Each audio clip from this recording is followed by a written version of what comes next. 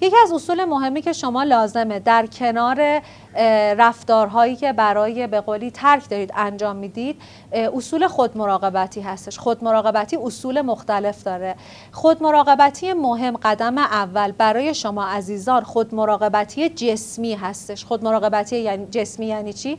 یعنی خواب کافی، تغذیه درست، رعایت بهداشت فردی، ورزش، تناسب اندام، همه اینا میره تو دسته خودمراقبتی جسمی. یکی از چیزایی که خیلی ممکنه اذیتتون بکنه بیقراری و بیخوابی میتونه باشه. سعی بکنید که اگر توی چرخه خوابتون مشکل دارید حتما از پزشکی که به صورت روتین توی این مرکز میاد یا بعد از ترخیصتون از یک روانپزشک حتما کمک بگیرید، چون چرخه خوابتون خیلی روی سلامتی شما و احوالاتی که روز بعدتون میتونید تجربه بکنید خیلی میتونه تاثیر داشته باشه. بهداشت فردی و بهداشت دهان و دندانتون رو حتما رعایت بکنید. دوش بگیرید، حمام بکنید، لباس هاتون رو هر روز سعی کنید که عوض بکنید، به خاطر اینکه ما حتی زمانی که آراستگی ظاهری داریم و لحاظ جسمانی در شرایط خوبی هستیم خیلی میتونه لحاظ روانشناختی هم بهمون کمک بکنه.